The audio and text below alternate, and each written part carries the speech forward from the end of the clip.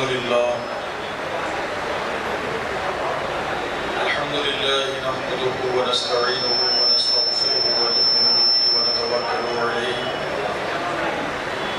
ونعوذ بالله من شرور أنفسنا ومن سيئات أعمالنا من يهده الله فلا مضل له ومن يضلله فلا هادي له ونشهد أن لا إله إلا الله وحده لا شريك له ونشهد أن سيدنا ومولانا محمدا عبده ورسوله صلى الله تعالى عليه وسلم. أما بعد أعوذ بالله من الشيطان الرجيم. بسم الله الرحمن الرحيم. إن الدين عند الله الإسلام. صدق الله العظيم وصدق رسوله النبي الأمين الكريم ونحن على ذلك لمن الشاهدين والشاكرين والحمد لله رب العالمين. اللهم صل على سيدنا ومولانا محمد وعلى آل سيدنا ومولانا محمد وبارك وسلم. صلاة وسلام عليك يا رسول الله صلی اللہ تعالی علیہ وسلم. محترم ناظرین کرام، دنیا میں بہت سارے ادیان، بہت سارے مذاہب آئے، مگر پروردگار عالم نے کسی بھی مذہب کو، کسی بھی دین کو اپنا پسندیدہ دین نہیں کہا. جب سے دنیا قائم ہوئی ہے، حضرت آدم علیہ السلام سے لے کر کے سرور کائنات صلی اللہ تعالی علیہ وسلم کی بعثت تک بہت سارے ادیان دنیا میں آئے اور کسی بھی دین کو پروردگار عالم نے اپنا پسندیدہ دین نہیں کہا، مگر دین اسلام کو اللہ تعالیٰ نے اپنا پسندیدہ دین کہا. کیوں کر کہا؟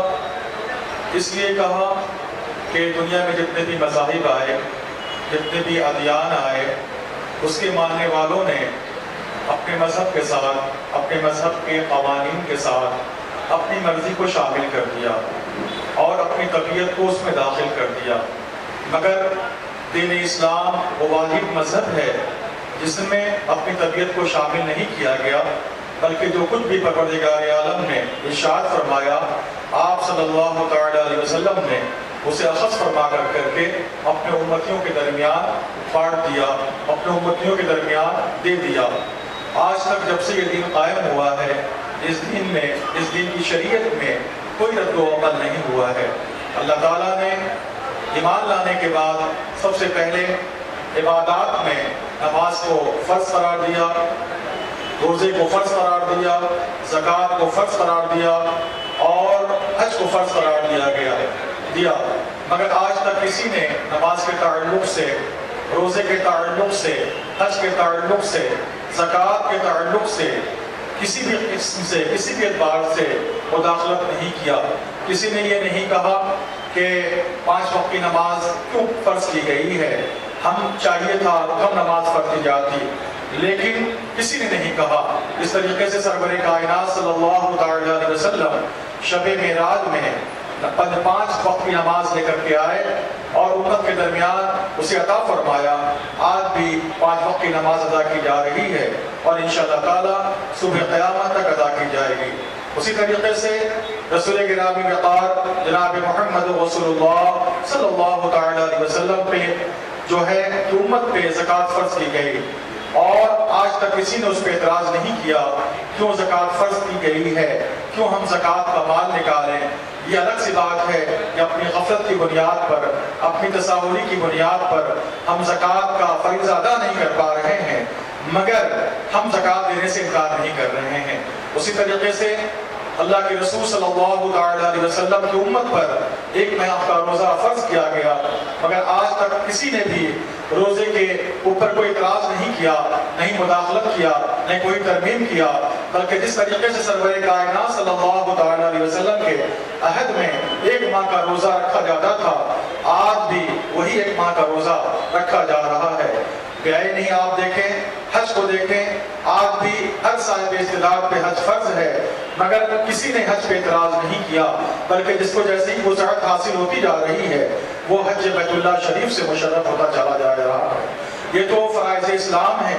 اس کے علاوہ سرور کائنات صلی اللہ علیہ وسلم کی وہ سنتیں جس کا ادا کرنا ہر حال میں ضروری ہے، اس سنت پہ بھی کسی نے اعتراض نہیں کیا، اور آج بھی پابندی کے ساتھ سنت رسول صلی اللہ علیہ وسلم کی ادائیگی کی تکمیل ہوتی ہوئی چلی جا رہی ہے۔ گویا جس طریقے سے دین پہلے روز داخل کیا گیا تھا، آج اسی طریقے سے دین متواتر اسی طریقے سے چلتا ہوا نظر آ رہا ہے۔ یہ دین کی پسندیدہ ہونے کی دلیل ہے اس لیے کہ پروردگار عالم نے اس دین کو اپنا پسندیدہ دن کہا ہے۔ اس دین میں جو اور خاصیت ہے وہ یہ ہے کہ رسول گرامی وقار جناب محمد رسول اللہ صلی اللہ علیہ وسلم کا فرمان ہے کہ حسن سلوک کرو اور لوگوں سے اخلاق سے ملو۔ اللہ کے رسول صلی اللہ علیہ وسلم کا ارشاد ہے کہ جب کوئی تمہیں دعوت دے اس کی دعوت کو قبول کرو اور اس کے یہاں گھر پہ جاؤ۔ کوئی تمہیں اپنے گھر پہ بلائے تو اس کے یہاں ضرور جاؤ۔ کسی کے انتقال کی تم خبر سنو اس کے جنازے میں ضرور شرکت کرو، اور کوئی تمہیں پیار سے بلائے تم اس کے ساتھ جو محبت کا سلوک کرو۔ اور یہی وجہ ہے کہ صحابہ کرام نے اس امور کو ادا کرنے میں کسی بھی قسم کی گنجائش باقی نہیں رکھی ہے۔ ہر موقع سے اور ہر لمحے وہ رسول گرامی وقار جناب محمد رسول اللہ صلی اللہ علیہ وسلم کی سنت کو زندہ رکھے ہوئے ہیں۔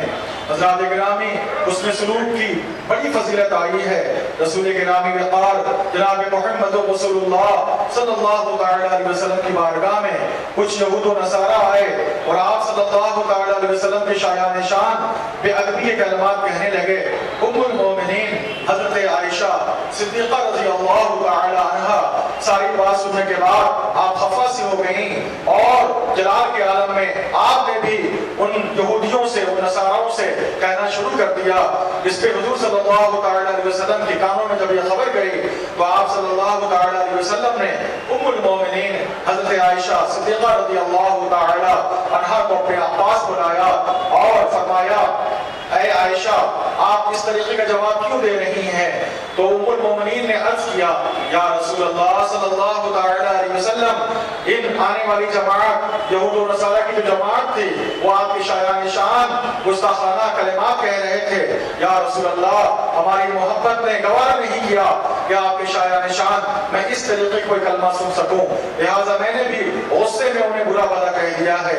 تو اللہ کے رسول صلی اللہ علیہ وسلم نے ارشاد فرمایا، عائشہ آپ میں ان میں فرق ہے، آپ ام المومنین ہیں، آپ اس رسول کی اہلیہ ہیں جو تمام نبیوں کے امام ہیں، آپ اس رسول کے گھر میں نکاح میں آئی ہیں جو تمام نبیوں کے سردار ہیں۔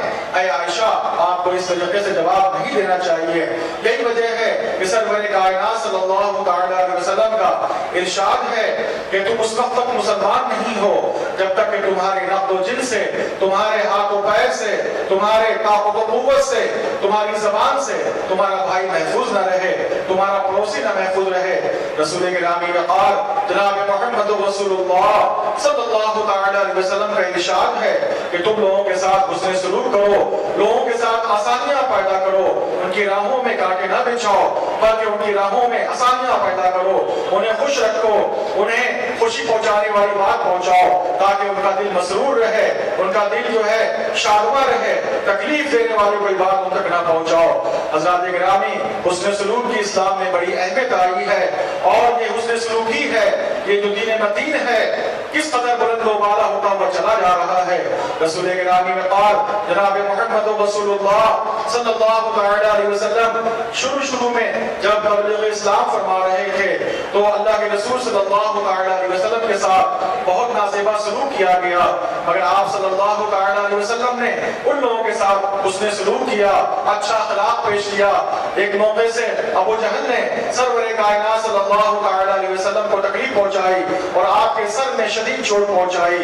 جب یہ واقعے کی خبر آپ کی چچا جناب امیر حمزہ رضی اللہ تعالی عنہ کو پہنچی تو آپ بارگاہ رسالت مآب صلی اللہ علیہ وسلم میں حاضر ہونے سے پہلے ابو جہل کے پاس پہنچے اور ابو جہل کو خوب پیٹا، خوب مارا۔ اس کے بعد بارگاہ رسالت مآب صلی اللہ علیہ وسلم میں حاضر ہوئے اور عرض کرنے لگے، یا رسول اللہ صلی اللہ علیہ وسلم آپ خوش ہو جائیے، آپ جو ہے اپنے دل کو بالکل فرحت نما بنا لیجئے۔ اللہ کے رسول صلی اللہ علیہ وسلم نے پوچھا، چچا محترم ایسا آپ نے کون سا کام کیا ہے جس کی وجہ سے مجھے آپ خوشخبری سنا رہے ہیں؟ تو جناب امیر حمزہ رضی اللہ تعالیٰ عنہ جو اس وقت ایمان سے مشرف نہیں ہوئے تھے عرض کرنے لگے یا رسول اللہ صلی اللہ تعالیٰ علیہ وسلم ابو جہل نے آپ کو بہت تکلیف پہنچائی ہے، آج میں اس کا سر پھوڑ کر کے آیا ہوں، یا رسول اللہ آپ خوش ہو جائیے، خوب خوش ہو جائیے۔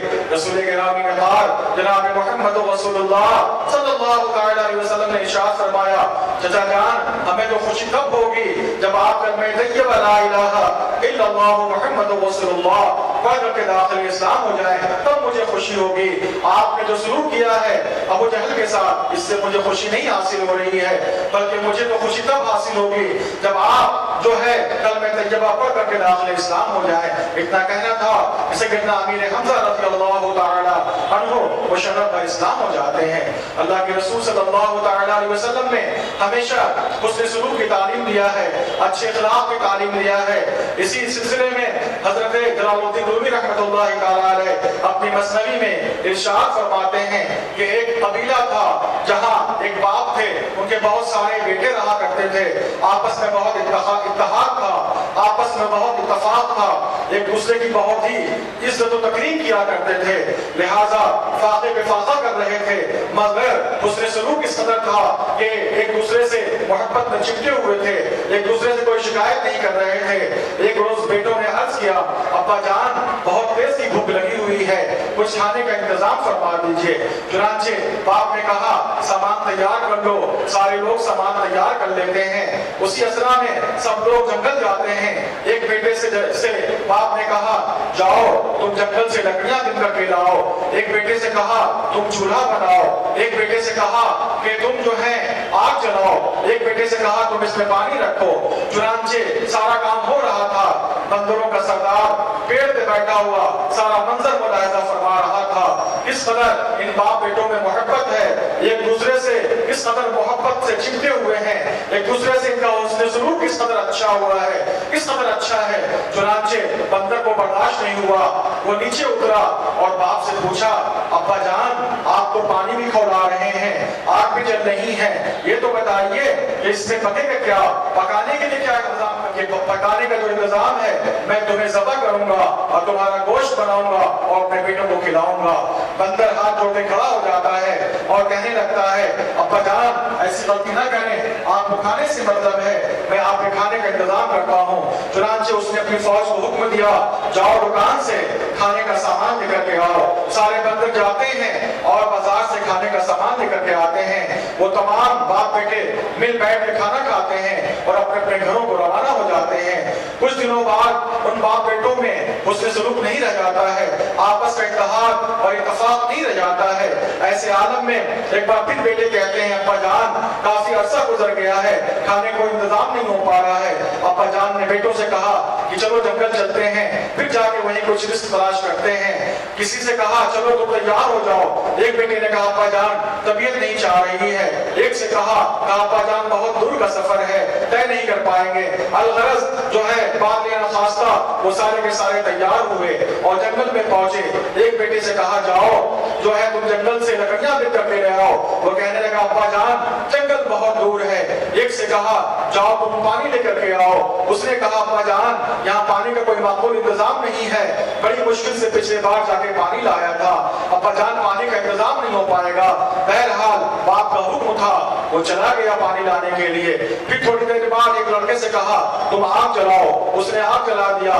بندر سارا منظر پیڑ پہ بیٹھا ہوا دیکھ رہا تھا، پھر نیچے اترا اور کہنے لگا ابا جان پانی بھی کھول رہا ہے، لکڑیاں بھی جل رہی ہیں، ساری چیزیں تیار ہیں، یہ بتائیے کہ اس میں پکائیں گے کیا؟ باپ نے کہا بغل سے چاقو نکالا اور کہا تمہیں ذبح کریں گے، تمہارا گوشت پکائیں گے اور اپنے بچوں کو کھلائیں گے۔ بندر کہنے لگا ابا جان جب پچھلی بار آپ آئے تھے تو آپ کے بچوں میں بڑا اچھا معاملہ تھا، آپس میں اتحاد تھا، اتفاق تھا، حسن سلوک تھا، آپس میں بہت خوشگوار ماحول تھا، مگر آج یہ عالم ہے آپ کچھ کہہ رہے ہیں، بیٹا کچھ کہہ رہا ہے، بھائی کچھ کہہ رہا ہے، ماں کچھ کہہ رہی ہے، بہن کچھ کہہ رہی ہے، بھائی کچھ کہہ رہا ہے۔ اب عافیت اسی میں ہے کہ تم جنگل خالی کر دو، ورنہ میں اپنی فوج کو حکم دوں گا تمہارے سارے اعضاء کو نوچ نوچ کر کے وہ تمہیں زخمی کر دیں گے، اس سے پہلے کہ میں اپنی فوج کو حکم دوں تم فوراً جنگل خالی کر دو۔ جلال الدین رومی رحمۃ اللہ تعالیٰ علیہ ارشاد فرماتے ہیں جب لوگوں کے اندر اس قدر حسن سلوک تھا، آپسی بھائی چارگی تھی، اتفاق تھا، اتحاد تھا، تو بدر کا جو سردار تھا وہ بھی ڈرنے لگا تھا کہ اس سے نہ بولو ورنہ یہ لوگ ہم پہ ڈھونڈ پڑیں گے۔ لیکن جب آپس کا اتحاد ختم ہو گیا، آپس کا اتفاق ختم ہو گیا، آپس کا حسن سلوک ختم ہو گیا، تو انسان کیا جانور بھی ہم پہ حملہ ور ہونا شروع ہو گئے۔ تو اس واقعے سے یہ ہمیں نصیحت ملتی ہے کہ ہم اپنا جو ہے سلوک اچھا رکھیں، اپنے کو ساتھ بھی اچھا سلوک رکھیں اور اپنے پڑوسیوں کے ساتھ بھی اچھا سلوک رکھیں، اس لیے کہ سرور کائنات صلی اللہ علیہ وسلم کا ارشاد ہے کہ تم اپنے پڑوسیوں کا بڑا خیال رکھو، اپنے چھوٹوں بھائی سے محبت کرو، بڑے بھائی سے کی تعظیم کرو۔ جو لوگ بڑے بھائی کی تعظیم کیا کرتے ہیں، جو لوگ بھی چھوٹوں سے محبت کیا کرتے ہیں، حسن سلوک کیا کرتے ہیں، تو اللہ تعالیٰ انہیں حقدار جنت کر دے گا، اللہ تعالیٰ انہیں جنت میں داخل فرما دے گا۔ حدیث شریف میں مذکور ہے جو ایمان کا آخری حصہ ہے وہ جو 60واں حصہ کہا جاتا ہے، اور اس حصے کی دلیل یہ ہے، اس ایمان کے حصے کی دلیل یہ ہے کہ انسان اگر کتنا بھی ایمان رکھتا ہے، ایمان کا 60واں حصہ بھی رکھتا ہے، تو اس کا ایمان یہ کبھی گوارا نہیں کرے گا کہ وہ راہ چل رہا ہو اور راستے میں کوئی اینٹ پڑی ہو، کوئی پتھر پڑا ہو تو اسے اٹھا کر کے کنارے نہ لگا دے۔ یہ ایمان کا آخری حصہ ہے کہ وہ راستے کے اینٹ کو، راستے کے پتھر کو کنارے لگا دے گا تاکہ آنے جانے والے مسافر کو کسی قسم کی دشواری نہ پیدا ہو اور جو وہ آسانی کے ساتھ سفر طے کرتا ہوا نظر آئے۔ تو رسول گرامی کا جناب محمد رسول اللہ صلی اللہ علیہ وسلم کا ارشاد ہے کہ جو ایسا بھی کرتا ہے اللہ تعالیٰ اسے جنت میں داخل فرمائے گا اور اس کے نامہ اعمال میں نیکیوں کا خزانہ بھر دے گا۔ حضرات گرامی حسن سلوک کی بڑی فضیلت آئی ہے، حسن سلوک کی بڑی فضیلت آئی ہے۔ رسول گرامی جناب محمد رسول اللہ صلی اللہ علیہ وسلم کا ارشاد ہے کہ جب کوئی تمہارے درمیان سے جس کی آنکھ نہ ہو یعنی نابینا ہو تو تم اس کے آگے سے گزرنے کی کوشش مت کیا کرو جب تک کہ وہ نابینا سفر طے نہ کر لے۔ اسی اثنا میں ایک روز کا واقعہ ہے، جناب حضرت علی رضی اللہ تعالی عنہ اپنے گھر سے اس ارادے کے ساتھ نکلے کہ ہم فجر کی نماز ادا فرمائیں گے کہ راستے میں ایک نبینا سے ملاقات ہو گئی، وہ بہت ہی آہستہ آہستہ چل رہے تھے۔ مولا علی سرکار دو عالم صلی اللہ علیہ وسلم کے حکم پہ آہستہ آہستہ چل رہے تھے، یہاں تک قریب تھا کہ جو ہے آپ کی جماعت چھوٹ جاتی۔ ادھر آپ سفر کر رہے ہیں، ادھر جناب جبریل امین بارگاہ رسالت مآب صلی اللہ علیہ وسلم میں حاضر ہو رہے ہیں اور عرض کر رہے ہیں یا رسول اللہ صلی اللہ علیہ وسلم آپ کے حکم پہ حضرت علی عمل کرتے ہوئے ایک نابینے کے پیچھے پیچھے آ رہے ہیں، جیسا کہ کل آپ نے ارشاد فرمایا تھا یا رسول اللہ صلی اللہ علیہ وسلم حکم الہی ہے کہ آپ جو ہے فجر کی نماز میں سورہ کو طویل فرما دیں تاکہ حضرت علی کی جماعت نہ چھوٹے، وہ جماعت میں شامل ہو جائیں۔ حضرات گرامی رسول گرامی وقار جناب محمد رسول اللہ صلی اللہ علیہ وسلم نے حسن سلوک کی بڑی فضیلت فرمائی ہے اور اس قدر فرمائی ہے کہ جب کوئی ایک بھائی دوسرے بھائی کے لیے ہمدردی کا جذبہ رکھتا ہے، ہمدردی کا پیمانہ رکھتا ہے تو اللہ تعالیٰ اس جذبے کی وجہ سے ان کے تمام گناہوں کو معاف فرما دے گا۔ اللہ کے رسول صلی اللہ علیہ وسلم کا ارشاد ہے کہ جو لوگ اپنے بھائیوں سے دور رہا کرتے ہیں انہیں چاہیے کہ اپنے بھائی کو سلام کریں، سلام کرنے کی وجہ سے جو دل جو ہے بہت زیادہ پتھر والا بن جایا کرتا ہے وہ سلام کی برکت کی وجہ سے نرم پڑ جایا کرتا ہے اور سلام کی وجہ سے اس دل میں نور آ جایا کرتا ہے اور ایک بھائی کی جو دوسرے بھائی سے دوری ہوا کرتی ہے وہ سلام کی وجہ سے وہ دوریاں ختم ہو جاتی ہیں اور ایک دوسرے سے نزدیکیاں پیدا ہو جاتی ہیں۔ اللہ تعالیٰ کی بارگاہ میں دعا ہے کہ ہم سب کے جو پیران نظام نے جو تعریف فرمائی ہے بالخصوص حضور قطب العارفین شہنشاہ ولایت خطاب غیبی اسد جہانگیری حضرت خواجہ محمد نبی رضا شاہ المعروف دادا میاں رحمۃ اللہ تعالیٰ نے جو اس نے سلوک کے تعلق سے تعریف فرمائی ہے وہ یہی فرمائی ہے کہ اپنے بھائیوں کے ساتھ اچھا سلوک کرو، اپنے پڑوسیوں کے ساتھ اچھا سلوک کرو، ان کی مدد کرو اور ان سے خطہ پیشانی سے پیش آؤ، ان کے ضرورت کے وقت ان کا ساتھ دو اور تم اگر ایسا کرتے ہو تو انشاءاللہ تعالیٰ جو ہے تمہیں اس کا ضرور اجر ملے گا۔ اور یہ ساری چیزیں سنت رسول صلی اللہ علیہ وسلم سے تعلق رکھتی ہیں، اس لیے تم لوگوں کو چاہیے کہ لوگوں کے ساتھ حسن سلوک کرو۔ حضور خواجہ غریب نواز رحمۃ اللہ علیہ کا ارشاد ہے کہ تم اپنے اندر تواضع پیدا کرو، ایسی تواضع پیدا کرو، ایسی انکساری پیدا کرو، ایسا حسن سلوک پیدا کرو جس طریقے سے زمین کے اندر جو ہے تواضع ہے، انکساری ہے، حسن سلوک ہے کہ زمین کو جوتا جاتا ہے، زمین پہ چلا جاتا ہے، زمین پہ ریل گاڑیاں چلائی جاتی ہیں، زمین کے ساتھ کیا کیا سلوک کیا جاتا ہے، مگر زمین ہے کہ وقوف نہیں کرتی ہے اور اچھے سلوک کے ساتھ زمین پہ رہنے والوں سے پیش آئے کرتی ہے۔ تو حضور خواجہ غریب نواز کا ارشاد ہے کہ تم لوگوں کے ساتھ اس طریقے سے حسن سلوک کرو جس طریقے سے زمین جو ہے لوگوں کے ساتھ مروت کیا کرتی ہے، حسن سلوک کیا کرتی ہے۔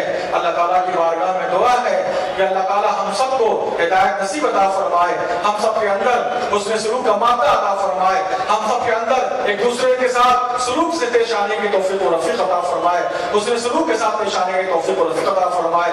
پروردگار عالم ہم سب کے اوپر ہمارے پیران نظام کا سایہ تا دیر قائم دائم عطا فرما۔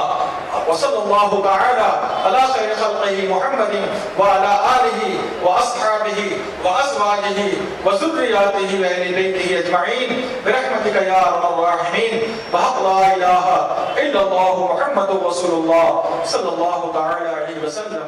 السلام علیکم۔ الحمد لله نحمده ونستعينه ونستغفره ونؤمن به ونتوكل عليه ونعوذ بالله من شرور أنفسنا ومن سيئات أعمالنا من يهده الله فلا مضل له ومن يضلله فلا هادي له ونشهد أن لا إله إلا الله وحده لا شريك له ونشهد أن سيدنا ومولانا محمدا عبده ورسوله صلى الله تعالى عليه وسلم. أما بعد فأعوذ بالله من الشيطان الرجيم. بسم الله الرحمن الرحيم. يا أيها الذين آمنوا اتقوا الله وكونوا مع الصادقين. صدق الله العظيم وصدق رسوله النبي الأمين الكريم ونحن على ذلك لمن الشاهدين والشاكرين والحمد لله رب العالمين. اللهم صل على سيدنا ومولانا محمد وعلى آل سيدنا ومولانا محمد وبارک وسلم صلاۃ و سلام علیک یا رسول اللہ صلی اللہ تعالی علیہ وسلم۔ اللہ تعالیٰ کا قرآن پاک میں ارشاد ہے، اے ایمان والو اللہ سے ڈرو اور سچوں کے ساتھ ہو جاؤ۔ ایمان خود اتنا بڑا شعبہ ہے کہ رسول گرامی وقار جناب محمد رسول اللہ صلی اللہ تعالی علیہ وسلم کا ارشاد ہے کہ جب تک تمہیں ہم سے، ماں سے، باپ سے، دادا سے، دادی سے، تمام چیز سے، یہاں تک کہ اپنی جان سے بھی زیادہ اپنے آقا و مولا محمد رسول اللہ صلی اللہ تعالی علیہ وسلم سے محبت نہ ہو جائے تب تک تمہارا ایمان مکمل نہیں ہے۔ اور تقوی کے تعلق سے فرمایا گیا ہے، تقوی اس شے کا نام ہے کہ بندہ ہر وقت یہ محسوس کرے کہ اللہ تعالیٰ اس کے تمام افعال کو، تمام کردار کو، تمام احوال کو، تمام چیزوں کو ملاحظہ فرما رہا ہے۔ جب بندہ اس منزل پہ فائز ہو جائے گا تب اسے تقوی کا مرتبہ حاصل ہو جائے گا۔ اس کے بعد پروردگار عالم کا ارشاد ہے کہ تم ان کی صحبت اختیار کرو جو میرے خاص بندے ہیں، جو سچے ہیں، جو میرے نیک بندے ہیں، تم ان کی صحبت اختیار کرو۔ تو حضرات گرامی اس کا فلسفہ یہ ہے کہ ایمان لانا آسان ہے، تقوی اختیار کرنا آسان ہے، مگر ایمان کی حفاظت، تقوی کی حفاظت کیسے ممکن ہے؟ وہ ممکن ہے بزرگوں کی صحبت سے۔ جب تک ہم کمانا تو بہت آسان ہے، بچانا بڑا مشکل ہے، تو ایمان لانا آسان ہے، نماز پڑھنا آسان ہے، وضو کرنا آسان ہے، نیک اعمال کرنا بہت آسان ہے، مگر بچانا بہت مشکل ہے۔ تو بچانے کی صورت کیا ہے؟ یہ اولیاء اللہ ہیں، یہ اولیاء اللہ ہیں، ان کی صحبت ہے۔ اگر ان کی صحبت میں ہم بیٹھیں گے تو ہمارے اندر سے کبر نکل جائے گا، نشان کبر نکل جائے گا، ہمارے اندر سے حسد نکل جائے گا، ہمارے اندر سے حقد نکل جائے گا، ہمارے اندر سے جو نفس امارہ ہے وہ ختم ہو جائے گا، ہمارے اندر سے جو جلن کا مادہ ہے وہ ختم ہو جائے گا، ہمارے اندر سے جو شہوات ہیں وہ ختم ہو جائیں گے، ہمارے اندر سے جو برائیاں ہیں وہ ختم ہو جائیں گے، ہمارے اندر کی جتنی مذموم صفات ہیں وہ سب کے سب ختم ہو جائیں گے اور ہم صفات محمودہ سے متصف ہو جائیں گے۔ حضرات گرامی اس سلسلے میں آپ دیکھیں تو روئے زمین پہ بہت سارے اولیاء اللہ پیدا ہوئے ہیں اور انشاءاللہ تعالی قیامت تک پیدا ہوں گے۔ رسول گرامی وقار جناب محمد رسول اللہ صلی اللہ تعالی علیہ وسلم کا ارشاد ہے کہ جب تک ایک بھی شخص اللہ اللہ کرنے والا باقی رہے گا اللہ تعالیٰ قیامت نہیں پیدا فرمائے گا. جب اللہ اللہ کرنے والے زمین سے ختم ہو جائیں گے اسی روز قیامت آ جائے گی. تو ہر صدی میں اولیاء اللہ پیدا ہوئے ہیں اور ہر صدی میں کوئی نہ کوئی سلسلہ جو ہے وجود پایا ہے. اسی طریقے سے 14ویں صدی عیسوی میں بڑے ہی مشہور و معروف بزرگ گزرے ہیں جن کا نام حضور قطب العارفین شہنشاہ ولایت خطاب غیبی اسد جہانگیری حضرت خواجہ محمد نبی رضا شاہ المعروف دادا میاں رحمۃ اللہ تعالی علیہ ہے. آپ سلسلے رضائیہ جہانگیریہ کے مشہور و معروف بزرگ ہیں اور پورے بر صغیر میں آپ کا سلسلہ پھیلا ہوا ہے. آپ جو ہیں 1284 ہجری مطابق 1867 عیسوی میں بیچوڑی شریف متصل ملک ضلع رامپور اتر پردیش میں پیدا ہوئے. 4.5 سال کی عمر میں تعلیمی سفر کا آغاز فرمایا اور 19 سال کی عمر شریف میں آپ کے تعلیمی سفر کا سلسلہ مکمل ہوا اور اسی عمر میں آپ رشتہ ازدواج سے وابستہ ہوئے اور پھر اسی عمر میں آپ جو ہیں جو ملازمت سے وابستہ ہو گئے. 29 سال کی عمر میں آپ مشہور و معروف بزرگ حضور فخر العارفین سیدنا و مولانا عبدالحی چٹگامی رحمۃ اللہ تعالی علیہ سے سلسلہ قادریہ شریف میں مرید ہو گئے اور 4 سال کے بعد آپ خلافت عظمیٰ سے سرفراز فرمائے گئے. پھر جب آپ کی عمر 38 سال ہوئی تو آپ کی لکھنؤ کی قطبگی اور خواجگی عطا فرمائی گئی اور آپ کو لکھنؤ جانے کا حکم صادر فرمایا گیا. آپ جو ہے 38 سال کی عمر میں لکھنؤ تشریف لاتے ہیں اور 45 سال کی عمر شریف میں آپ وصال فرما جاتے ہیں. یعنی مرید ہونے سے لے کر کے جو ہے وصال کرنے تک جو آپ کو عمر عطا ہوتی ہے وہ صرف اور صرف جو ہے 16 سال عمر عطا ہوتی ہے. ان 16 سال میں آپ نے وہ کمالات دکھائے, وہ جو ہے تصرفات دکھائے, وہ کرامات دکھائے جو عقل حیران ہے, عقل عاجز ہے. آپ کے بہت ساری کرامات ہیں, آپ کے بہت سارے ملفوظات ہیں, مگر آپ کی کچھ نصیحت آمیز باتیں میں یہاں پیش کرنا چاہتا ہوں.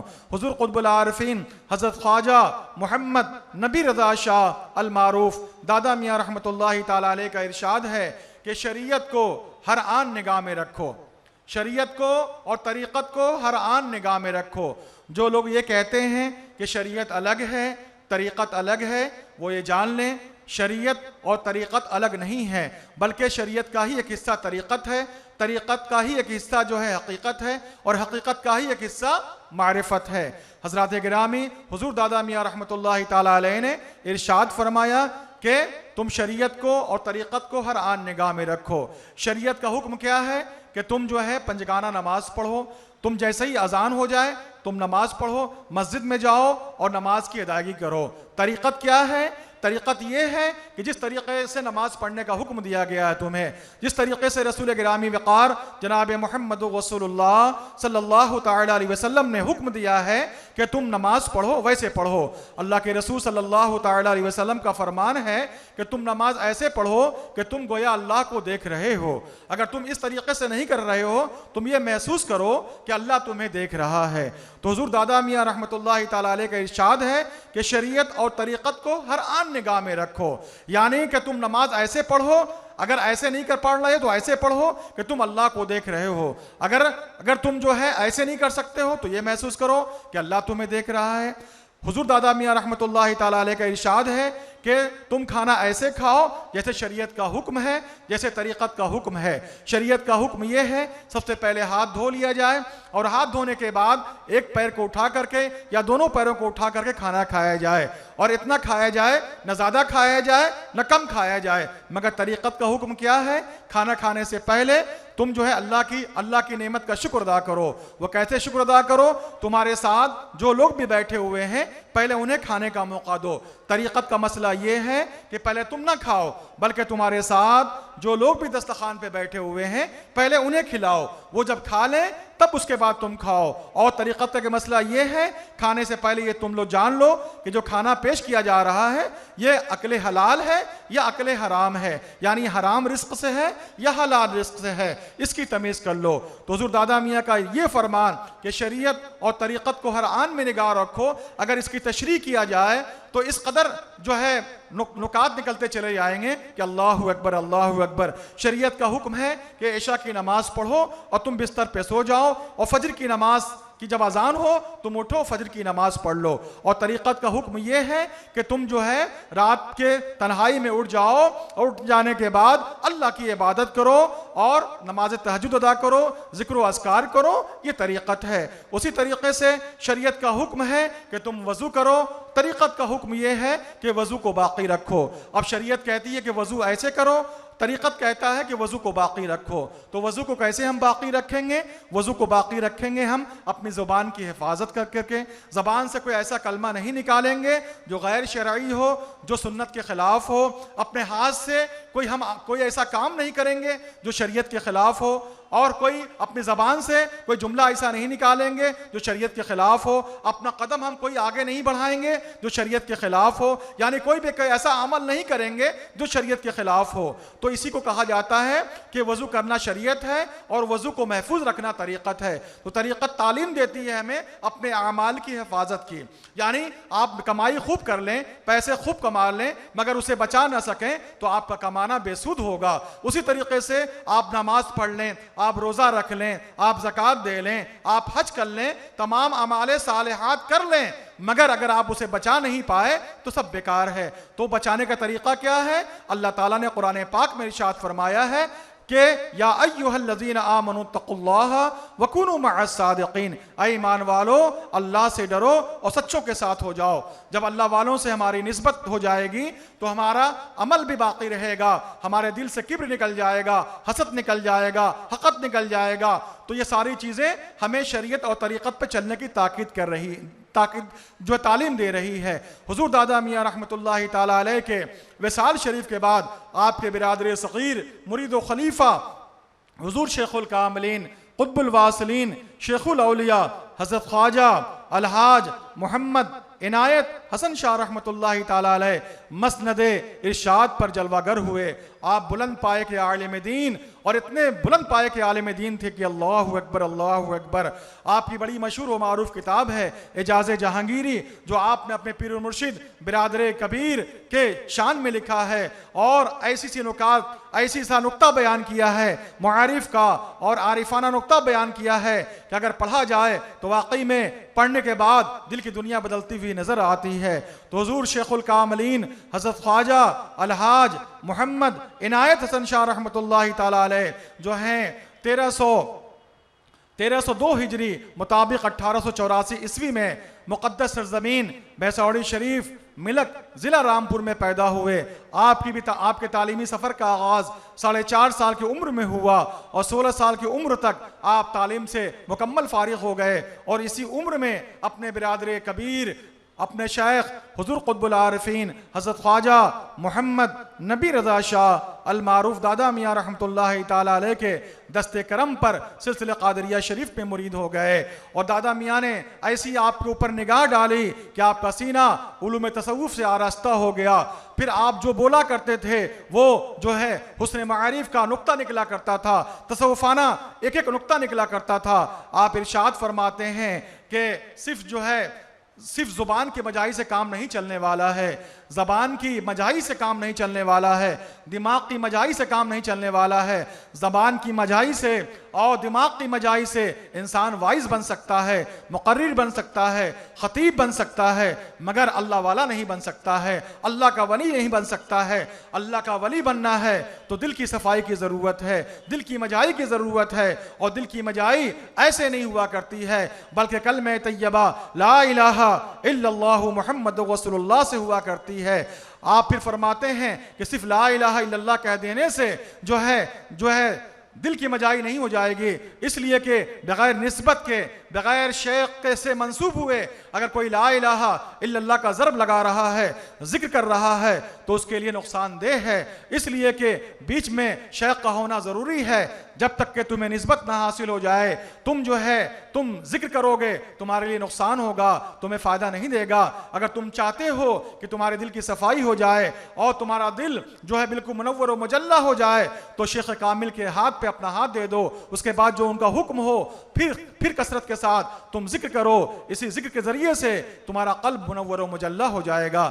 پھر آپ مزید آگے فرماتے ہیں کہ سنو کہ نیک ہونے سے نیکیاں نیک ہوتی ہیں. نیک ہونے سے نیکیاں نیک ہوتی ہیں. کیا مطلب ہے؟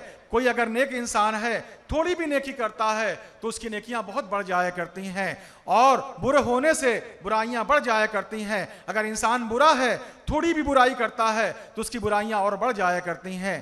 مزید آپ آگے ارشاد فرماتے ہیں کہ سنو، بازار کا کھانا مت کھایا کرو، بازار کی چیزیں کھانے سے پرہیز کیا کرو، اس لیے کہ بازار کی چیز کھانے سے ہمارے اندر بے حیائی پیدا ہو جائے گی۔ جو لوگ بھی بازار کا سامان کھایا کرتے ہیں، بازار کی چیز کھانے کی وجہ سے اندر میں بے حیائی پیدا ہو جائے گی، اس لیے بازار کا سامان کھانے سے پرہیز کیا کرو۔ مزید فرماتے ہیں باوضو رہا کرو، باوضو رہنے کی وجہ سے شیطان تمہارے قریب نہیں ہوگا، اور جب شیطان قریب نہیں ہوگا تم اچھا عمل کرو گے، پھر تم ہدایت سے نہیں بھٹکو گے، تم جو ہے بالکل راہ راست پہ گامزن رہو گے۔ اگر تم باوضو نہیں رہو گے تو تم جو ہے شیطان کے نرغے میں آ جاؤ گے اور شیطان تمہیں اپنے چنگل میں لے لے گا۔ حضرات گرامی، حضور شیخ الکاملین حضرت خواجہ الحاج محمد عنایت حسن شاہ رحمۃ اللہ تعالیٰ علیہ کا جو وصال ہوا ہے 4 شوال المکرم 1360 ہجری مطابق 26 اکتوبر 1941 کو بھیسوڑی شریف میں وصال ہوا۔ آپ کے وصال کے بعد آپ کے مسند پر آپ کے صاحبزادے حضور سند السالکین راحت العاشقین امام الصوفیہ حضرت خواجہ محمد راحت حسن شاہ رحمۃ اللہ تعالیٰ علیہ جلوہ بار ہوئے۔ حضور راحت پاک رحمۃ اللہ تعالیٰ علیہ 1924 عیسوی میں بھیسوڑی شریف میں پیدا ہوئے، اور 4.5 سال کی عمر میں آپ نے اپنے تعلیم کا سلسلہ شروع کیا، اور 16 سال کی عمر میں مکمل تعلیم فرمائی۔ اس کے بعد اسی عمر میں اپنے والد مخدوم کے دست مبارک پر سلسلے قادریہ شریف میں مرید ہو گئے، اور 1.5 سال کے بعد آپ کو خلافت عظمیٰ سے سرفراز کیا گیا، اور پھر جب حضور عنایت پاک رحمۃ اللہ تعالیٰ علیہ کا وصال ہو گیا تو آپ مسجد ارشاد پہ جلوہ بار ہوئے، اور اس طریقے سے آپ کی ذات سے بہت زیادہ محیر العقول واقعات نمودار ہوئے۔ آپ جو ہیں بہت لوگوں کی تعلیم فرمائی ہے، ایسے ایسے علماء کرام کو ہدایت دیا ہے، ایسے ایسے دانشوروں کو ہدایت دیا ہے جو اپنے عقل کی بنیاد پر، اپنے دانشور کی بنیاد پر اپنے آپ کو بڑے مقام والا سمجھا کرتے تھے۔ حضور راحت پاک رحمۃ اللہ تعالیٰ علیہ نے ان کی بھی اصلاح فرمائی ہے۔ آپ کی ذات سے بے شمار ایسے واقعات جو ہیں تاریخ کے حصے میں موجود ہیں جسے پڑھنے کے بعد اس بات کا احساس ہوتا ہے کہ آپ سلوک کی منزل طے کرانے والے تھے، آپ لوگوں کو اللہ والا بنانے والے تھے۔ آپ کی ذات سے بہت سارے لوگ اللہ والے بن گئے۔ آپ کی بارگاہ میں جو بھی آیا جو ہے رہزن بن کر گیا، رہبر بن کر گیا ہے۔ آپ کی بارگاہ میں جو ہے غلط روش والا آیا، اچھی روش والا بن کے چلا گیا ہے۔ آپ نے لوگوں کی بہت ساری اصلاح فرمائی ہے۔ ایک ایسا ہی واقعہ آپ کی ذات سے بڑا ہی جو ہے منسوب ہے۔ ایک موقع سے آپ جو ہے بریلی شریف کو تشریف لے گئے، آپ ایک بہت ہی پرانے مرید تھے۔ آپ نے انہیں اپنے پاس بلایا اور کہا ذرا سا اپنا جو لائسنس دکھاؤ، ڈی ایل دکھاؤ۔ تو انہوں نے کہا حضور آپ کے سامنے پیش کرتا ہوں۔ جب پیش کیا تو آپ نے اسے ایک بار پڑھا، اور پڑھنے کے بعد جو ہے معائنہ کیا اور کہا اپنا ڈی ایل جو ہے ذرا چیک کر لو اور اسے دوبارہ بنوا لو۔ انہوں نے دیکھا ان کے پیروں سے جو ہے زمین نکل گئی، اس میں ان کی ولدیت ہی غلط نکلی تھی، جبکہ وہ 40 سال سے گاڑی چلا رہے تھے۔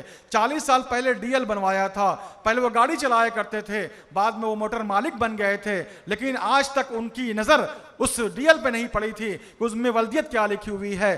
حضور راحت پاک رحمۃ اللہ تعالیٰ علیہ کے نگاہ باطنی بھیسوڑی شریف سے دیکھ رہی تھی کہ میرے مرید کا جو ڈی ایل ہے اس پہ جو ولدیت لکھی ہوئی ہے وہ غلط لکھی ہوئی ہے۔ آپ نے ان کی اصلاح فرمائی۔ یہ شان ہے حضور سند السالکین راحت العاشقین امام الصوفیہ حضرت خواجہ محمد راحت حسن شاہ رحمۃ اللہ تعالیٰ علیہ کی۔ ایک بہت بڑے عالم دین آپ کی خدمت میں حاضر ہوئے اور آپ سے سوال و جواب کرنے لگے، اور آپ نے ان سے پوچھا مولوی صاحب کیا سوال کرنا چاہتے ہیں؟ انہوں نے کہا یہ میرا سوال ہے۔ آپ نے بتا دیا۔ پھر جب آپ نے پوچھا کہ یہ کیا ہے، اس کا جواب دیجئے، تو مولوی صاحب حیران رہ گئے۔ وہ حافظ قرآن بھی تھے اور ان کا علم جو ہے سب جو ہے سلب ہو چکا تھا، اب ان کی عقل نہیں کام کر رہی تھی۔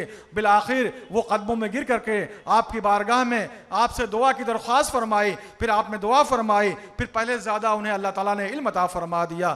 اس شان کے مالک حضور سند السالکین راحت العاشقین امام الصوفیہ حضرت خواجہ محمد راحت حسن شاہ رحمۃ اللہ تعالیٰ علیہ تھے۔ آپ کا وصال 4 ذی القعدہ 1395 ہجری مطابق 9 نومبر 1975 عیسوی کو بھیسوڑی شریف میں ہوا۔ آپ کے بعد آپ کے بڑے صاحبزادے حضور سند الاولیاء مخدوم المشائخ محبوب مصطفیٰ حضرت خواجہ الحاج محمد فصاحت حسن شاہ رحمۃ اللہ تعالی علیہ مسند سجادگی پر جلوہ بار ہوئے۔ آج جن کا جشن منایا جا رہا ہے وہ ایسی ذات ہے جو بھی آپ کی خدمت میں ایک بار آیا کرتا تھا آپ کا ہی ہو کر رہ جایا کرتا تھا۔ آپ جو ہیں آپ کی جو ولادت جو ہوئی ہے وہ 1374 ہجری مطابق 1955 عیسوی کو آپ کی ولادت ہوئی ہے، اور آپ کا وصال جو 28 جمادی الاخری 1422 ہجری مطابق 17 ستمبر جو ہے 2001 بروز سمار بوقت چاشت لکھنؤ میں آپ کا وصال ہوا، اور آپ کی آخری آرامگاہ جو ہے بھیسوڑی شریف میں مرجع خلائق ہے۔ ہر سال آپ کا عرس پاک 26 27 28 29 جمادی الاخری کو ہوا کرتا ہے۔ ام سال یہ عرس پاک 30 31 اور 1-2 فروری کو منعقد ہے۔ انشاءاللہ تعالی آپ عرس کے کمالات کو دیکھیں گے۔ عنقریب آپ حضرات عرس میں پہنچنے والے ہیں، عرس کے مناظر کو اپنی آنکھوں سے سماعت فرمائیں گے۔ حضور سند الاولیاء مخدوم المشائخ محبوب مصطفیٰ حضرت خواجہ الحاج محمد فصاحت حسن شاہ رحمۃ اللہ تعالی علیہ کا جو تعلیمی سفر ہے وہ 4.5 سال کی عمر میں شروع ہوا اور 16 سال کی عمر شریف میں انتہا کو پہنچا۔ اسی عمر میں اپنے والد مخدوم حضور سند السالکین راحت العاشقین امام الصوفیہ حضرت خواجہ محمد راحت حسن شاہ رحمت اللہ تعالی علیہ کے دست مبارک پر آپ سلسلہ قادریہ شریف پہ مرید ہوئے، اور 20 سال کی عمر شریف میں آپ خلافت و اجازت سرفراز کیے گئے، اور اسی عمر شریف میں آپ مسند سجادگی پہ متمکن ہوئے۔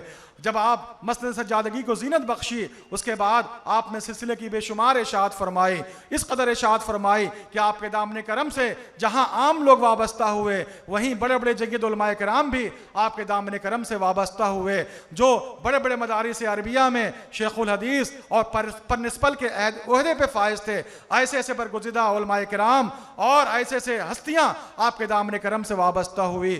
حضور سند الاولیاء کی وہ شان ہے کہ جو بھی آپ اپنے زبان مبارک سے فرما دیا کرتے تھے اللہ تعالیٰ اسے پورا فرما دیا کرتا تھا۔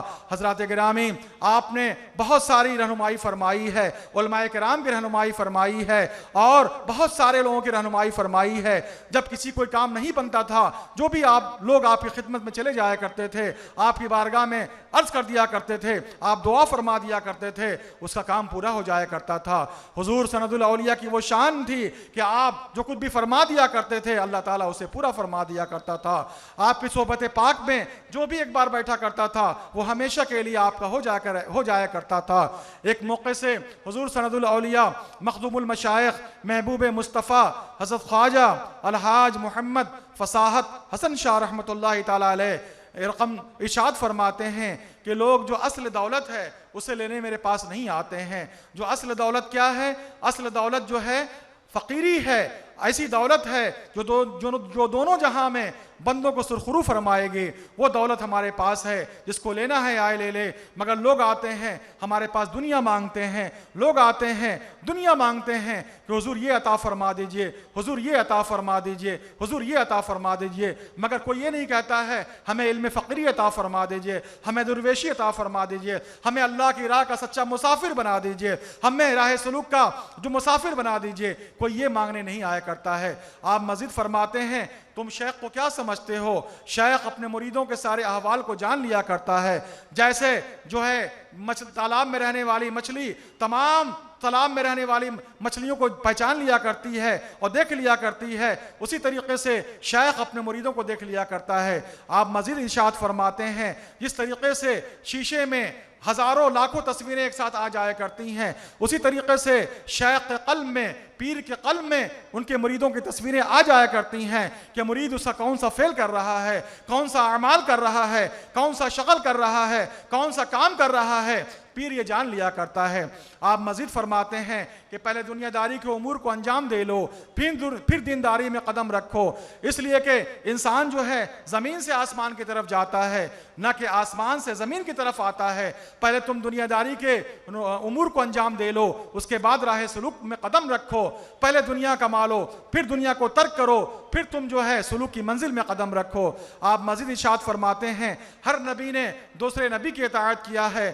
جناب آدم کی اطاعت جناب نوح علیہ السلام نے کیا ہے، جناب نوح علیہ السلام کی اطاعت جناب ابراہیم علیہ السلام نے کیا ہے، آپ کے تمام نبیوں نے کیا ہے. حضور صلی اللہ تعالی علیہ وسلم کی اطاعت جو ہے غوث پاک نے کیا ہے، غریب نواز نے کیا ہے، حضور شہنشاہ عالم حضرت خواجہ محمد نبی رضا شاہ دادا میاں رحمۃ اللہ تعالی علیہ نے کیا ہے. تم سب کو چاہیے کہ تم لوگ اپنے پیران نظام کی مکمل طریقے سے اطاعت کرو.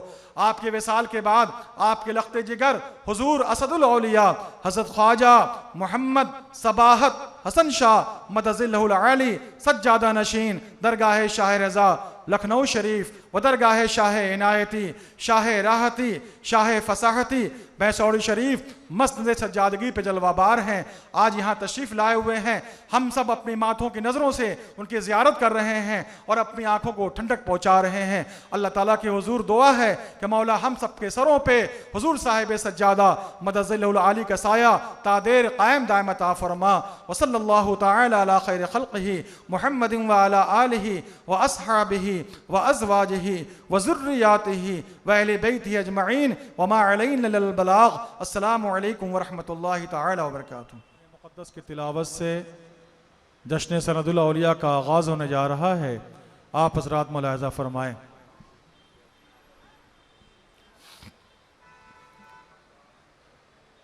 اعوذ باللہ من الشیطان الرجیم.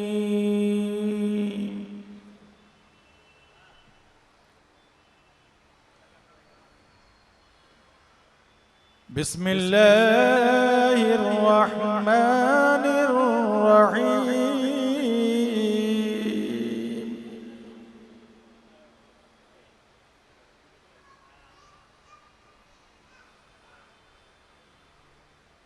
هو الله الذي لا إله إلا هو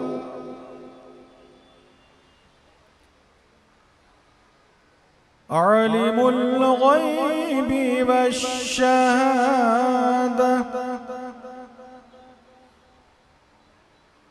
هو الرحمن الرحيم.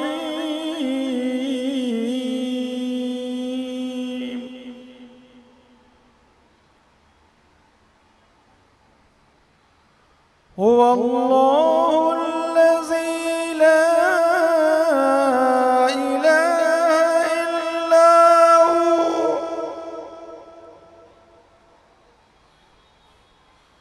الملك القدوس السلام المؤمن المهيمن المهيمن العزيز الجبار المتكبر سبحان الله عما يشركون.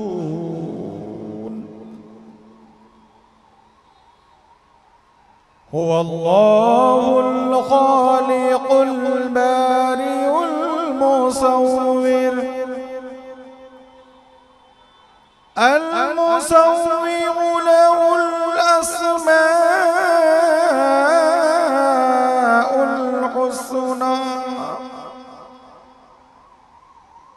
يسبح له ما في السماوات والأرض وهو العزيز الحكيم. صدق الله العظيم. محترم حضرات، قرآن مقدس کی تلاوت سے جشن سند الاولیاء کا باضابطہ طور پر آغاز ہو چکا ہے. میں تمامی سامعین کرام سے مؤدبانہ گزارش کروں گا کہ آپ حضرات تشریف لے آئیں اور اس مبارک محفل میں شریک ہو کر اپنے قلوب کو منور و مجلہ کریں. آئیے بارگاہ رسالت مآب صلی اللہ تعالی علیہ وسلم میں نعت شریف پیش کرنے سے پہلے ہم سب نہایت ہی عقیدت و محبت کے ساتھ درود پاک کا نذرانہ پیش فرما لیں اور پڑھیں بلند آواز سے اللہم صلی علی سیدنا و مولانا محمد وعلی آل سیدنا و مولانا محمد مبارک وسلم صلاۃ و سلام علیک یا رسول اللہ صلی اللہ تعالی علیہ وسلم۔ مطلب پیش خدمت ہے، ملاحظہ فرمائیں۔ سرکار دو عالموں کی جس پر، سرکار دو عالموں کی جس پر ایک بار عنایت ہو جائے، سرکار دو عالموں کی جس پر ایک بار عنایت ہو جائے، ہر مشکل اس کی آسان ہو، ہر مشکل اس کی آسان ہو، ہر غم سے راحت ہو جائے، سرکار دو عالموں کی جس پر ایک بار عنایت ہو جائے۔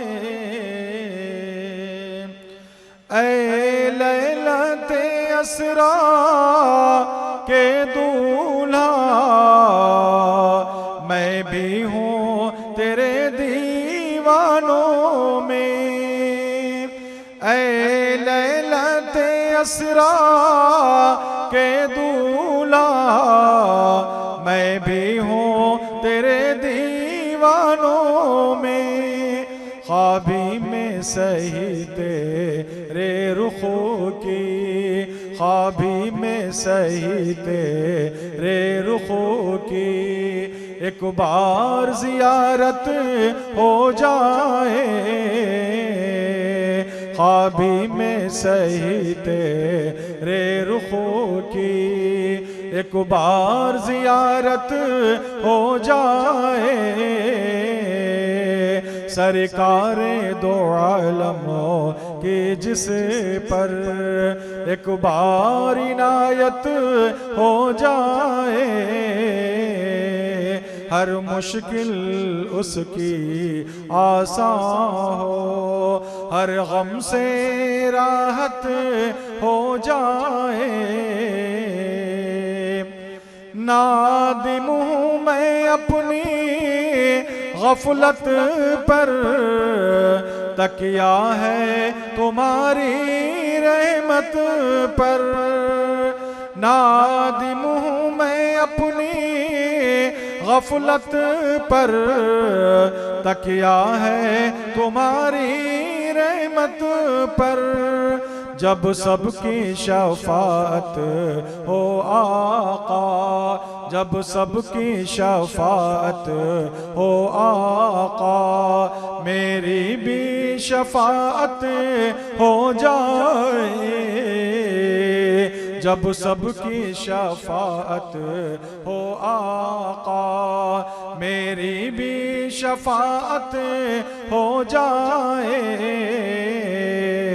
سرکار دو عالموں کے جس پر وہ ایک نظر میں چاکو کرے، اسرار دو عالم کے پردے، وہ ایک نظر میں چاکو کرے، اسرار دو عالم کے پردے، جس آنکھوں کو تیرے روضے کی، جس آنکھوں کو تیرے روضے کی ایک بار زیارت ہو جائے،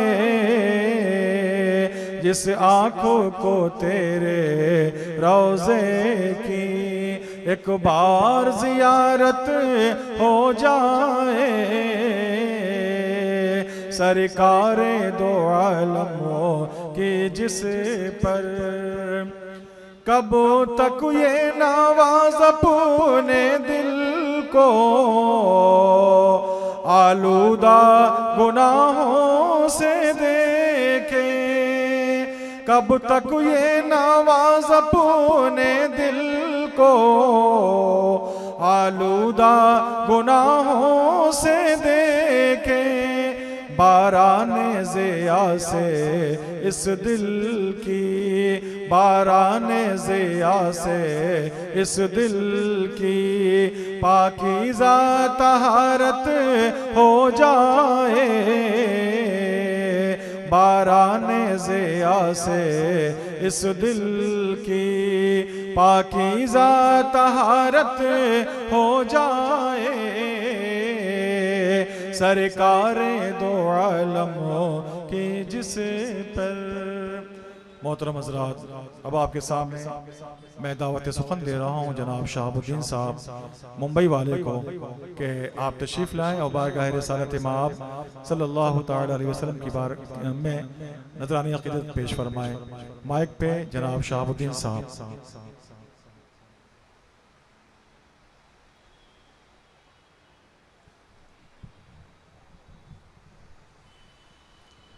السلام علیکم ورحمۃ اللہ وبرکاتہ۔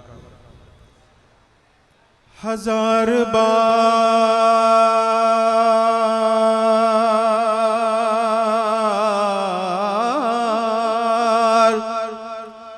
بشویم دہن ز مشک و گلاب،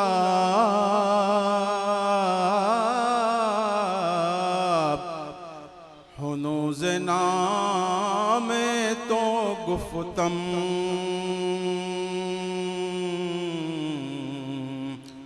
کمال بے ادبی۔ سب مل کر پڑھیے صلی اللہ علیہ یا رسول اللہ وسلم علیہ یا حبیب اللہ۔ آقا لاج رکھنا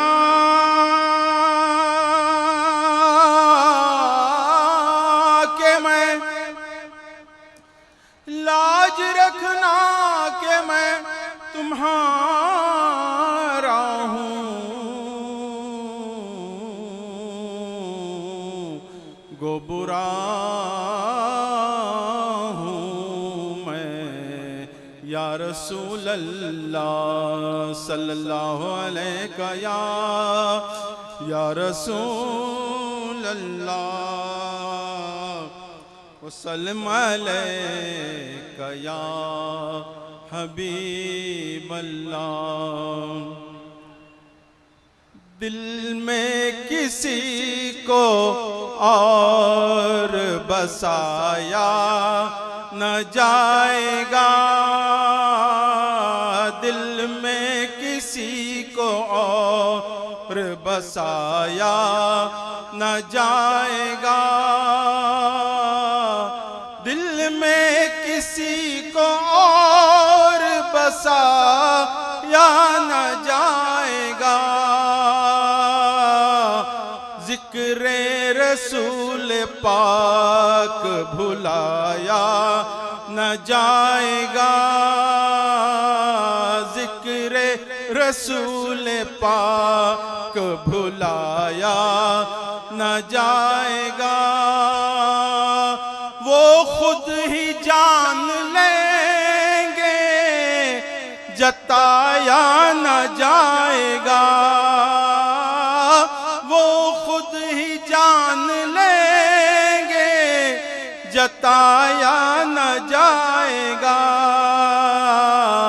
ہم سے تو اپنا حال سنایا نہ جائے گا، ہم سے تو اپنا حال سنایا نہ جائے گا،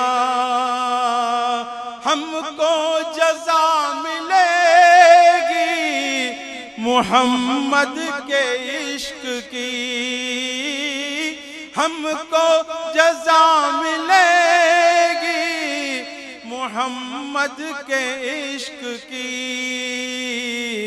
دوزخ کے آس پاس بھی لایا نہ جائے گا،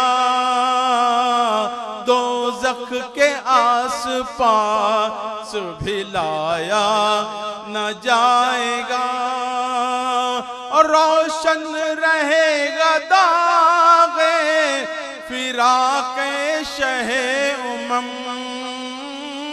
روشن رہے گا داغ فراق شہ امم، یہ وہ چراغ ہے جو بجھایا نہ جائے گا، یہ وہ چراغ ہے جو بجھایا نہ جائے گا، اور بے شک حضور شافع محشر ہے منکرو، بے شک حضور شافع محشر ہے منکرو، کیا ان کے سامنے تمہیں لایا نہ جائے گا، کیا ان کے سامنے تمہیں لایا نہ جائے گا، کہتے تھے یہ بلال تشدد پہ کفر کے، کہتے تھے یہ بلال تشدد کے کفر پہ، عشق نبی تو دل سے مٹایا نہ جائے گا، عشق نبی تو دل سے مٹایا نہ جائے گا، مانے گا ان کی بات خدا حشر میں نصیر، مانے گا ان کی بات خدا حشر میں نصیر، بن مصطفیٰ کے بن مصطفیٰ خدا کو منایا نہ جائے گا، بن مصطفیٰ خدا کو منایا نہ جائے گا، ذکر رسول پاک نایا،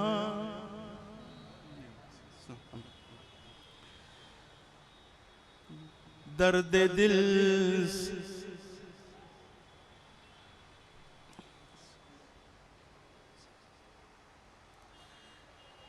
بہر دیدار مشتاق ہے ہر نظر، بہر دیدار مشتاق ہے ہر نظر، دونوں عالم کے سرکار آ جائیے، دونوں عالم کے سرکار آ جائیے، چاندنی رات ہے اور پچھلا پہر، چاندنی رات ہے اور پچھلا پہر، دونوں عالم کے سرکار آ جائیے، آقا آ جائیے،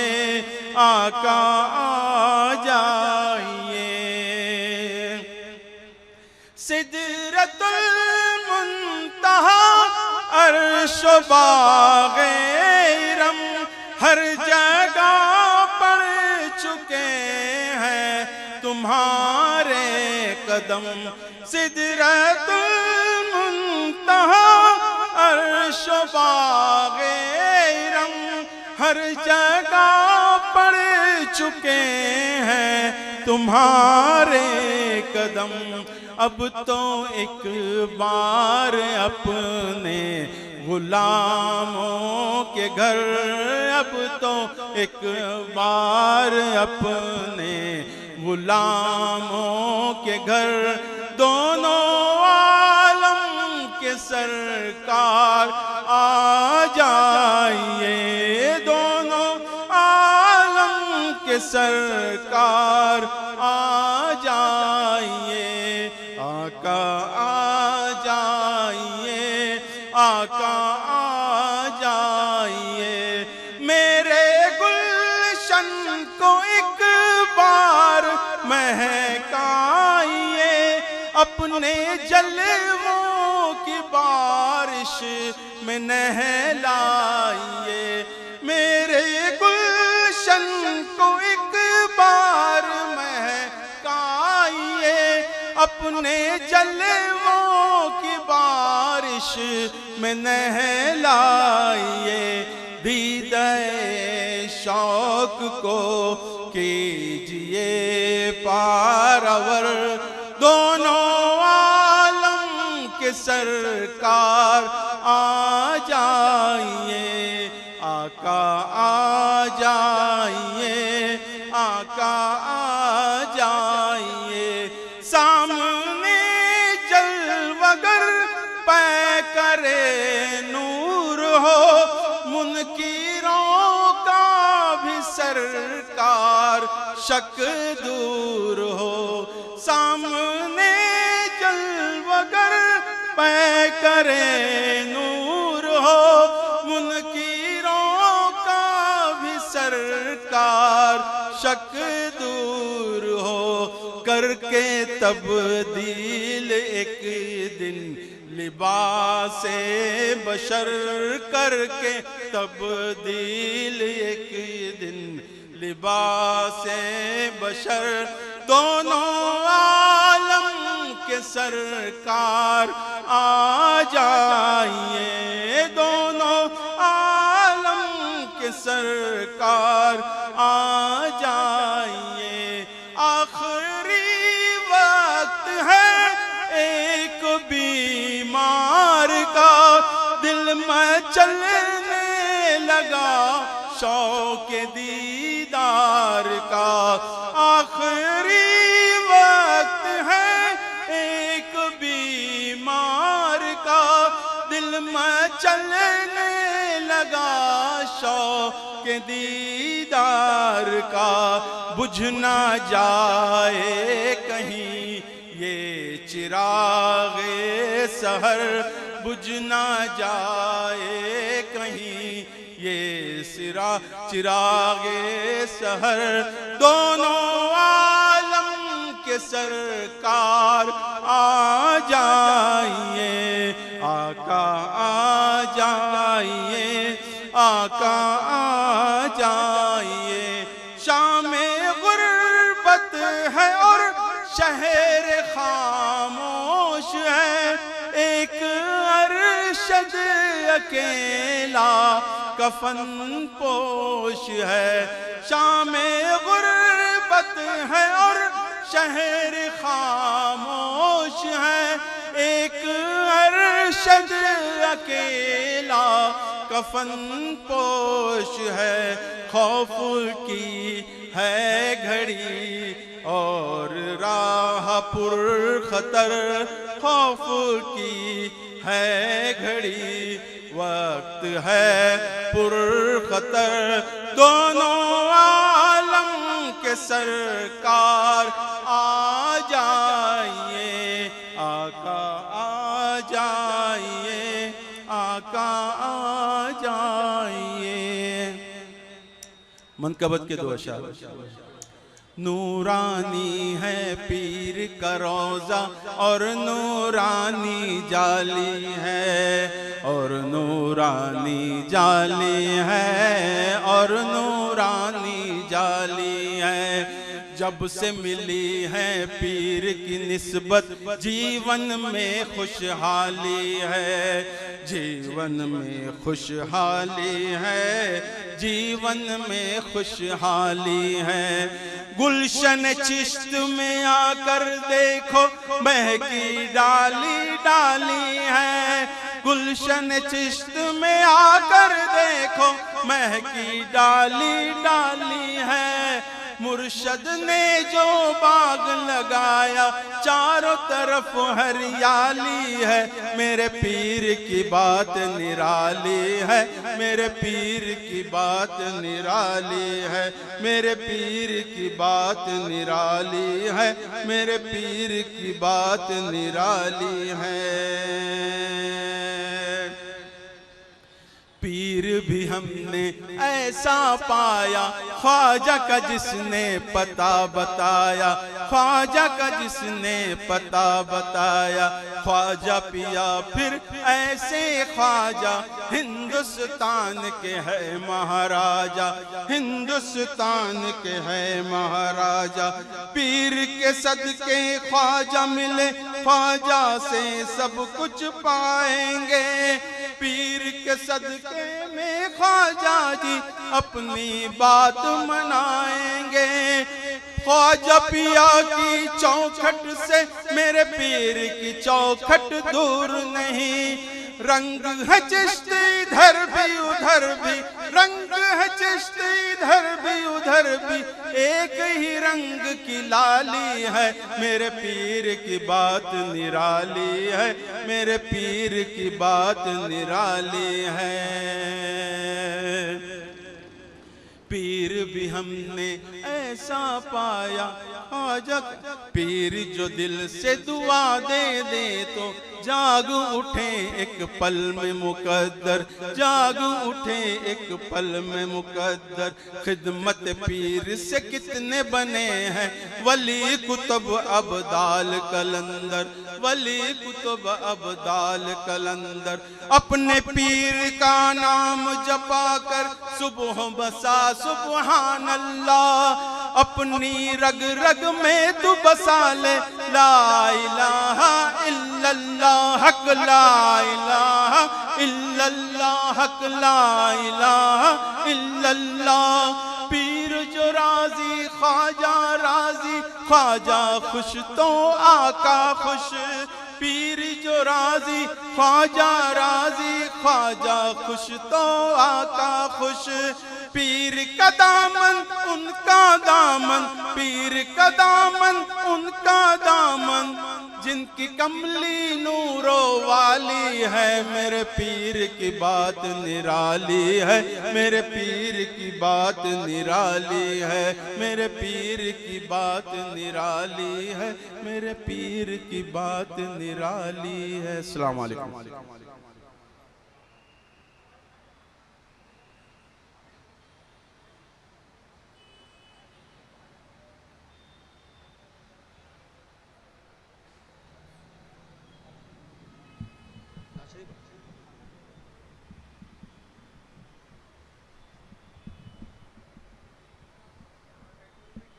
السلام علیکم ورحمۃ اللہ وبرکاتہ۔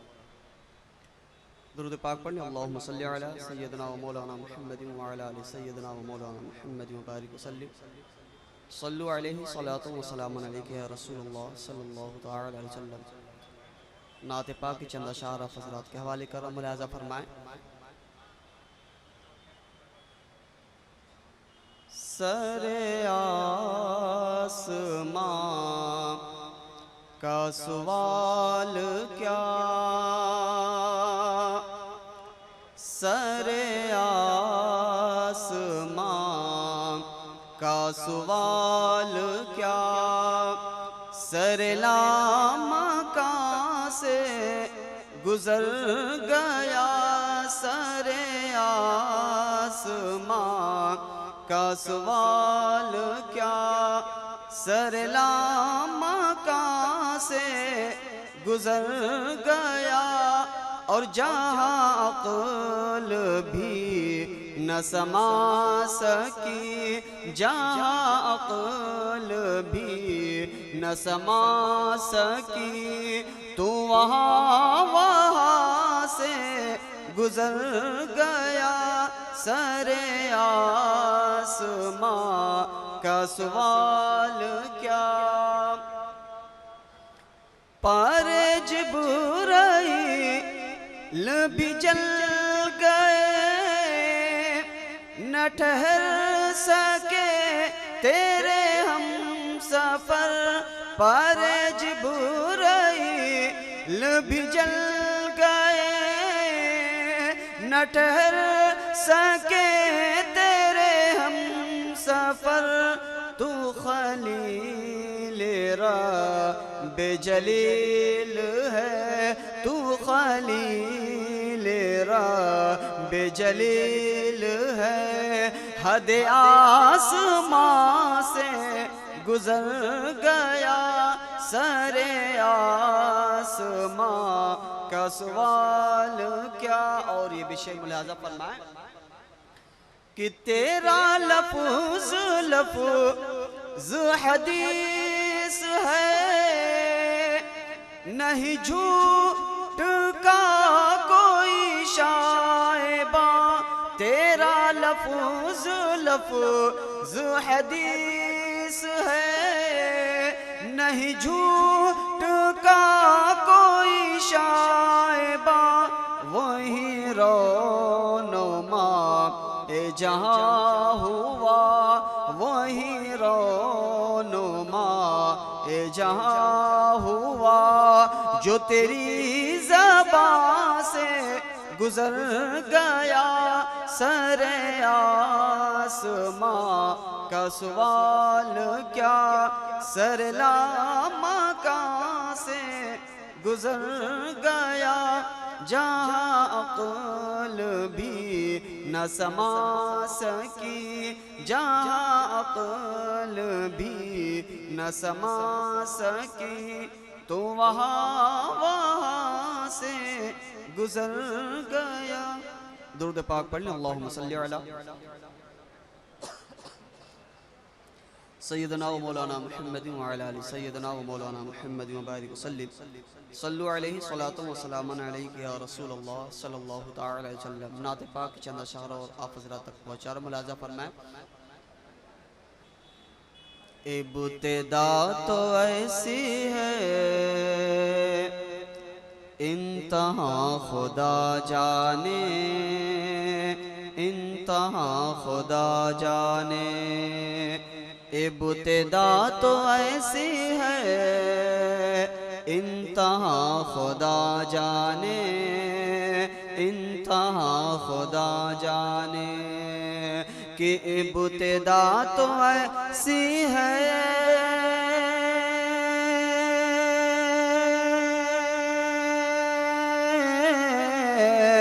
ابتدا تو ایسی ہے، انتہا خدا جانے، اور دل میں درد طیبہ کا، ہاں دل میں درد طیبہ کا، کیوں اٹھا خدا جانے، کیوں اٹھا خدا جانے، ہاں دل میں درد طیبہ کا، ہاں دل میں درد طیبہ کا، کیوں اٹھا خدا جانے، کیوں اٹھا خدا جانے، اور راہوں کو سجانے دو، پلکوں کو جھکانے دو، پلکوں کو جھکانے دو، راہوں کو سجانے دو، پلکوں کو جھکانے دو، پلکوں کو جھکانے دو، کہ راہوں کو سجانے دو، راہوں کو سجانے دو، پلکوں کو جھکانے دو، اور کس گلی سے آئیں گے، ہاں کس گلی سے آئیں گے، مصطفیٰ خدا جانے، مصطفیٰ خدا جانے، ابتدا تو ایسی ہے، انتہا خدا جانے، انتہا خدا جانے، اور دل میں درد طیبہ کا، ہاں دل میں درد طیبہ کا، کیوں اٹھا خدا